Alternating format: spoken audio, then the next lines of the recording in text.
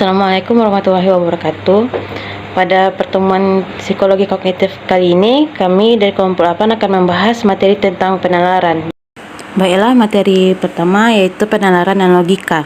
Penalaran atau sharing juga disebut jalan pikiran, menurut Kraft adalah suatu proses berpikir yang berusaha menghubungkan fakta-fakta yang diketahui menuju pada suatu kesimpulan. Menurut Sokadijo, penalaran adalah aktivitas menilai hubungan proposisi yang disusun di dalam bentuk premis-premis kemudian menentukan kesimpulannya. Logika menurut Solso adalah ilmu pengetahuan tentang berpikir. Sementara itu, berpikir adalah proses umum untuk mempertimbangkan berbagai isu di dalam pikiran manusia. Lebih lanjut, ia menegaskan dalam sebuah contoh, yaitu dua orang yang sedang berpikir tentang sesuatu yang sama, boleh jadi mereka akan menghasilkan kesimpulan yang berbeda. Orang satu logis sedangkan yang lainnya tidak logis. Kesimpulan logis atau tidak logis secara tidak langsung sangat tergantung pada kesahihan argumentasinya. Kesimpulan logika adalah suatu sistem berpikir formal yang di dalamnya terdapat seperangkat aturan atau prinsip untuk menarik kesimpulan yang sahih dari premis-premis yang menjadi sumbernya. Selanjutnya, jenis keterampilan penalaran. Secara umum, penalaran dikelompokkan menjadi dua bagian besar, yaitu penalaran deduktif dan induktif. Penalaran deduktif adalah suatu proses berpikir yang menghasilkan informasi baru berdasarkan informasi lama atau yang tersimpan di dalam ingatan. Penalaran deduktif bertujuan untuk menghasilkan kesimpulan-kesimpulan yang sahih atau konklusi-konklusi yang benar berdasarkan premis-premis atau pengamatan yang mendahulunya. Dalam pengambilan kesimpulan, penalaran deduktif sifatnya harus valid, tidak valid, benar atau salah. Tidak ada yang mungkin atau tengah-tengah. Contohnya, saya orang Padang, maka saya orang Indonesia. Jadi, di sini sudah pasti jika saya orang Padang, maka saya juga orang Indonesia. Tidak ada mungkin. Jadi, di sini nih pasti. Ada 4 teori penalaran deduktif. Pertama, teori penarikan kesimpulan. Ada 3 pandangan pokok yang diajukan dalam psikologi kognitif. Pertama, mekanisme penalaran tergantung pada aturan formal dari penarikan kesimpulan. 2, tergantung pada aturan isi khusus dari penarikan kesimpulan. Ketiga, tergantung pada tata cara kebahasaan yang mencapai interpretasi atau model primis yang merupakan perlawanan contoh untuk kesimpulan. Yang kedua, teori aturan formal. Mekanisme kesimpulan meliputi langkah-langkah. Yang pertama, harus membuat bentuk seperti pada model logika mengenai premis-premis dan membuat interpretasi di dalam bahasa internal sehingga melahirkan struktur sintaksis. Kedua, penyimpulan digunakan untuk melahirkan kesimpulan-kesimpulan. Selanjutnya, teori aturan khusus isi. Penarikan kesimpulan pertama kali diajukan di dalam konteks inteligensi buatan atau tiruan, lalu dikaitkan dengan pengembangan sistem hasil. Teori keempat yaitu teori model mental, yaitu memiliki asumsi bahwa model-model mental mempunyai struktur yang sama seperti situasi-situasi yang dipresentasikan. Kedua, penalaran induktif. Penalaran induktif merupakan aktivitas manusia dalam pemecahan masalah, memiliki arti sangat penting dalam kehidupan sehari-hari dan berbeda di mana-mana. Pembentukan konsep, generalisasi contoh-contoh, dan tindakan pembuatan prediksi semuanya merupakan penalaran induktif. Dalam pengambilan kesimpulan pada penalaran induktif sifatnya sangat mungkin di sini antara kemungkinan lemah dan atau kuat. Contohnya, dalam bulan ini setiap hari hujan terus. Dari situ kita dapat menyimpulkan kalau mungkin besok juga akan hujan. Dari pola atau kejadian yang kita lihat sebelumnya, kita dapat menyimpulkan yang setiap hari hujan terus, maka kuat kemungkinan besoknya juga akan hujan. Jenis penalaran deduktif. Ada 3, yang pertama silogisme kategorik, silogisme linear, dan penalaran proposisional. Nah, sebelumnya, silogisme itu apa?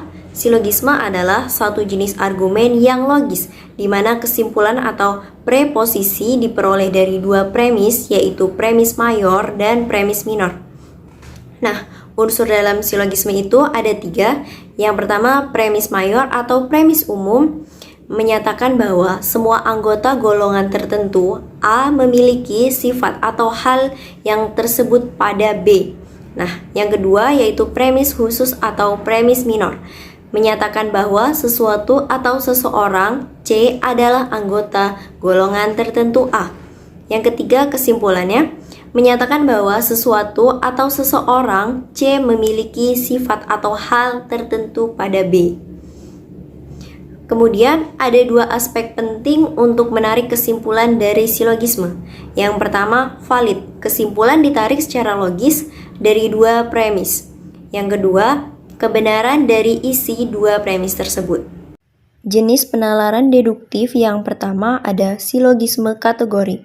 Silogisme kategorik mengandung dua premis yang menyatakan anggota kategorik dari konsep. Untuk menyatakan anggota kategorik digunakan kata-kata semua, seluruh, sebagian, bukan, tidak satupun. Silogisme kategorik mencakup 3 langkah. Yang pertama, premis mayor atau major, minor, dan kesimpulan. Contohnya, premis mayor, semua makanan yang halal adalah enak. Premis minornya, bakso adalah salah satu jenis makanan. Kesimpulannya diperoleh, oleh karena itu, bakso adalah makanan yang enak. 2. Silogisme linear, yaitu sistem penarikan kesimpulan melalui dua premis atau lebih yang menggambarkan adanya hubungan di antara bagian-bagian dari satu premis dengan premis lainnya. Paling sedikit terdapat satu bagian dari premis yang terjadi tumpang tindih.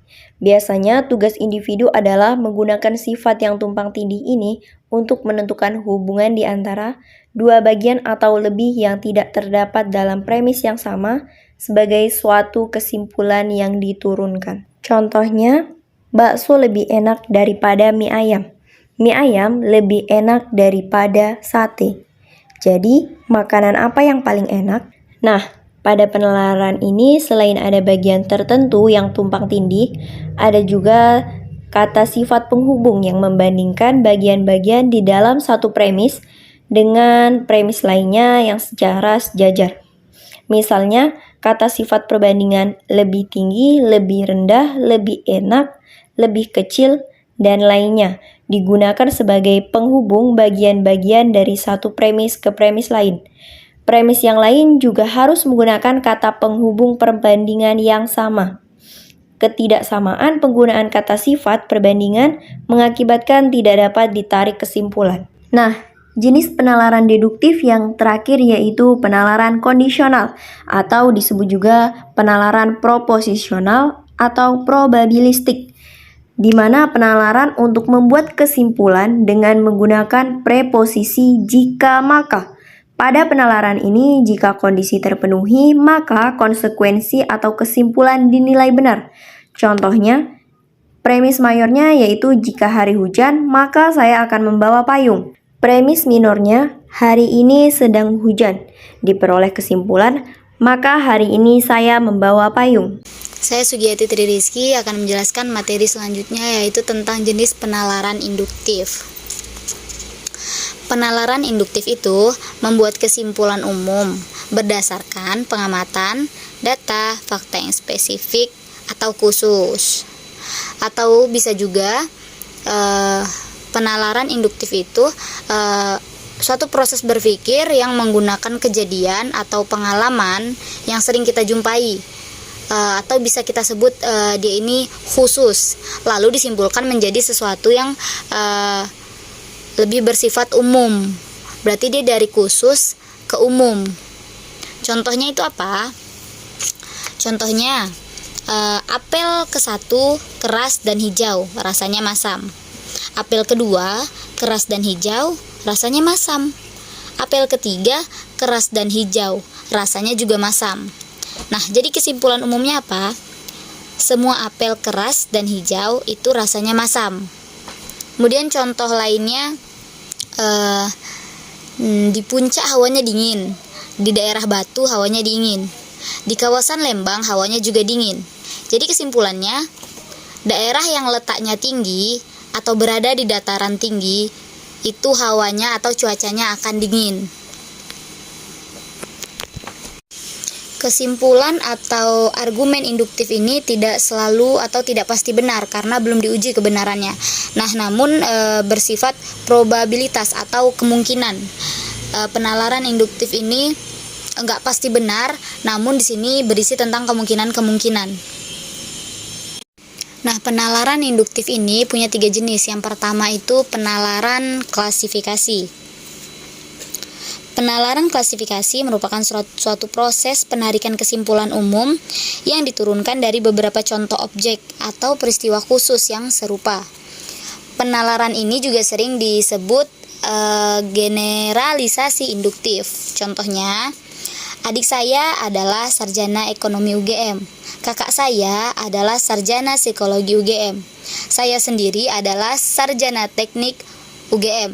Nah, kemudian digeneralisasikanlah semua keluarga saya adalah sarjana UGM. Padahal pada faktanya belum tentu semua anggota keluarga dia itu sarjana UGM. Hanya karena dia, kemudian kakaknya dan adiknya digeneralisasikanlah bahwasannya semua keluarganya itu sarjana UGM. Contoh lainnya, buah mangga berwarna hijau dan rasanya manis. Buah jambu biji berwarna hijau dan rasanya manis. Generalisasinya, semua buah berwarna hijau rasanya manis. Nah, pernyataan semua buah berwarna hijau rasanya manis ini hanya memiliki kebenaran probabilitas atau bersifat kemungkinan, karena kebenarannya belum diselidiki. Contoh kesalahan dari kenapa dia ini masih bersifat kemungkinan. Nah, buah kedondong juga berwarna hijau kan? Nah, tapi rasanya masam. Makanya itu disebut masih bersifat mungkin, belum pasti kebenarannya. Dari kedua contoh tadi, penalaran generalisasi itu proses penalaran yang bertolak dari fenomena khusus menuju kesimpulan-kesimpulan umum. Kemudian selanjutnya penalaran analogi. Penalaran analogi ini proses penalaran yang bertolak dari dua peristiwa khusus yang mirip satu sama lainnya, kemudian menyimpulkan bahwa apa yang berlaku bagi peristiwa yang satu akan berlaku juga bagi peristiwa yang lain. Contohnya gini, A kebanyakan merokok lalu terkena penyakit kanker. Kemudian si B kebanyakan merokok terkena juga penyakit kanker. Nah, si C kebanyakan merokok. Jadi disimpulkanlah si C ini juga terkena penyakit kanker. Padahal belum dibuktikan nih kebenarannya bagaimana. Pada contoh itu, yang dialami oleh A dan B sebagai penderita penyakit kanker akibat kebanyakan merokok juga diberlakukan pada si C yang memiliki kebiasaan serupa, yakni banyak merokok. Kemudian ada sebagian orang yang membedakan antara analogi induktif yang udah dijelaskan tadi sama analogi deklaratif atau penjelasan. Nah, analogi deklaratif ini suatu metode untuk menjelaskan sesuatu hal yang tidak dikenal dengan membandingkannya pada sesuatu yang sudah dikenal. Hal ini tuh sering kita sebut sebagai istilah perumpamaan. Contohnya gini, anak kecil yang terkena diare badannya menjadi lemas karena tubuhnya kekurangan cairan. Kemudian diumpamakan seperti tanaman yang layu karena kekurangan air. Pembedaan ini ditemukan dalam buku-buku logika. Akan tetapi di lapangan psikologi sendiri, hal ini tuh nggak dibedakan. Sebab pada dasarnya antara analogi induktif dan analogi deklaratif memiliki proses kognitif yang sama. Yang dimana mempersamakan dua hal yang sebenarnya itu berbeda. Hanya karena terdapat kesamaan pada sifat-sifat tertentu di antara keduanya. Penalaran analogi dibedakan menjadi dua bagian. Yang pertama analogi hubungan sebab akibat, dan yang kedua hubungan bagian keseluruhan dan asosiasi. Nah, pada analogi hubungan sebab akibat itu seseorang menganalogikan dua hal atau kejadian yang serupa menurut sifat-sifat tertentu berdasarkan struktur hubungan sebab akibat. Contohnya, analogi antara anak kecil yang sedang terkena diare, maka badannya menjadi lemas, dengan tanaman menjadi layu. Karena keduanya ini sama-sama kekurangan air. Nah, sebabnya kekurangan air, kemudian akibatnya mohon maaf saya ulangi, sebabnya itu kekurangan air, kemudian akibatnya itu menjadi lemas atau menjadi layu. Kemudian contoh lainnya dari analogi hubungan sebab akibat. Contohnya, kemarau tahun ini cukup panjang. Sebelumnya, pohon-pohon di hutan sebagai penyerap air banyak yang ditebang. Di samping itu, irigasi di desa ini tidak lancar. Ditambah lagi dengan harga pupuk yang semakin mahal dan kurangnya pengetahuan para petani dalam menggarap lahan pertaniannya. Oleh karena itu, tidak mengherankan panen di desa ini selalu gagal. Nah, paragraf ini adalah paragraf yang menyatakan hubungan sebab akibat, yang dimana paragraf yang dimulai dengan mengemukakan fakta-fakta khusus yang menjadi sebabnya dan sampailah pada simpulan yang menjadi akibat. Kemudian yang kedua, hubungan bagian keseluruhan dan asosiasi. Analogi hubungan bagian total atau bagian keseluruhan ini adalah proses penyimpulan yang mempersamakan dua kejadian yang sebenarnya berbeda karena keduanya memiliki kesamaan sifat-sifat tertentu menurut struktur hubungan bagian keseluruhan. Contohnya, hubungan segitiga dan segi empat, kemudian segi lima dan segi enam. Nah, mereka ini saling berhubungan karena keduanya ini merupakan bagian dari bentuk-bentuk persegi. Contoh lainnya, hubungan antara balok dan kubus, dan hubungan antara prisma segi empat dengan prisma segitiga. Nah, mereka ini saling berhubungan karena mereka merupakan bagian dari bangun ruang. Kemudian analogi asosiasi. Analogi asosiasi adalah analogi yang dibentuk atas dasar struktur asosiasi.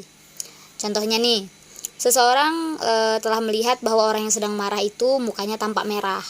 Nah, berdasarkan pengalaman ini, jika dia melihat orang yang bermuka merah, maka dia akan menyimpulkan bahwasannya orang ini sedang marah gitu. Nah, begitu juga ketika kita membuat analogi asosiasi terhadap suatu objek yang besar dengan seekor gajah. Kita menyimpulkan bahwasannya yang besar itu diasosiasikan sebagai seekor gajah, kemudian sebaliknya, objek yang kecil diasosiasikan dengan seekor semut. Dengan demikian, secara umum tidak ada alasan cukup kuat bagi seseorang mengatakan bahwasannya keterampilan intelektual manusia itu tidak dapat ditingkatkan. Suatu program pendidikan atau studi yang ditempuh seseorang dapat mempengaruhi kemampuan atau keterampilan penalaran tertentu. Hal ini disebabkan oleh sistem yang berlaku pada disiplin ilmu yang diajarkan pada program studi itu. Nah, misalnya mahasiswa yang menempuh program studi ilmu-ilmu sosial boleh jadi berbeda nih dalam kemampuan penalaran tertentu bila dibandingkan dengan mereka yang mengambil program studi ilmu pengetahuan alam atau humaniora. Keterampilan penalaran, baik penalaran induktif maupun deduktif, dapat ditingkatkan melalui pelatihan-pelatihan yang memang sengaja dirancang untuk itu. Contohnya, jika diharapkan anak-anak itu di sekolah memiliki keterampilan penalaran induktif, maka mereka harus diberikan tugas yang mengerjakan soal-soal penalaran induktif, seperti analogi dan generalisasi induktif. Nah, sebaliknya jika memang mereka diharapkan untuk memiliki keterampilan penalaran deduktif, maka berikanlah tugas-tugas yang berkaitan dengan penalaran deduktif. Sekian penjelasan materi dari saya kembalikan ke moderator. Baiklah, sekian presentasi dari kelompok 8. Jika ada kesalahan mohon dimaafkan. Wabillahi taufiq wal hidayah. Wassalamualaikum warahmatullahi wabarakatuh.